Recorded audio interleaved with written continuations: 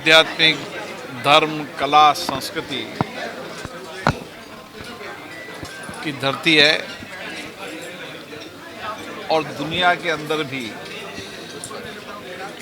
उड़ीसा के मूल रहने वाले अलग अलग देशों के अंदर इस भारत की आध्यात्मिक धर्म संस्कृति, यहाँ की कार्य संस्कृति, यहाँ की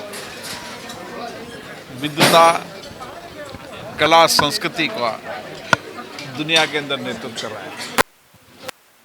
अलग अलग देश के अंदर उड़ीसा के लोग ईमानदारी, कर्मठ मेहनत से काम कर रहे हैं।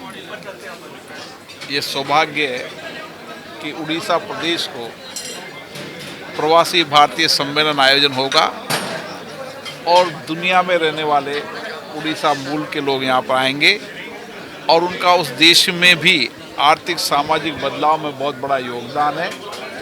वो आने वाले समय के अंदर उड़ीसा के अंदर भी निवेश कर यहाँ के सामाजिक आर्थिक बदलाव में सहयोग करेंगे। पूर्व भारत का विकास के लिए प्रधानमंत्री बोल रहे हैं, ट्राइबल का विकास के लिए बोल रहे हैं, आप बिरसा मुंडा जी के बारे में बोल रहे हैं। निश्चित रूप से जनजाति का विकास, जनजाति की उन जातियों को जो अभी तक विकास की धारा में नहीं आई थी, उनको विकास की धारा में लाया गया है।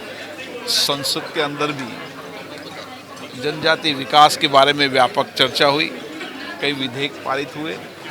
मैं कह सकता हूं कि भारत की संसद में जनजाति क्षेत्र के विकास और उनके जीवन को परिवर्तन करने के लिए कई कानून भी पारित किए और नीतियां, कार्य योजना भी बनाई जिससे उनका सामाजिक आर्थिक कल्याण हो सके। सर, आपने बोला कि जब भी उड़ीसा आता है नई ऊर्जा मिलती है। निश्चित रूप से ये धरती भगवान जगन्नाथ की धरती है और जब भगवान जगन्नाथ की धरती पे आते हैं तो नई ऊर्जा, नई सामर्थ्य मिलता है ताकि हम लोकतांत्रिक संस्थाओं को और सशक्त मजबूत कर सकें और लोकतांत्रिक संस्थाओं के माध्यम से लोगों की अपेक्षाएं, आकांक्षाएं पूरी कर सकें और जवाबदेही के साथ जनप्रतिनिधि काम करेंगे तो मैं कह सकता हूं कि कार्यपालिका पर भी नियंत्रण होगा और कार्यपालिका में भी पारदर्शिता आएगी।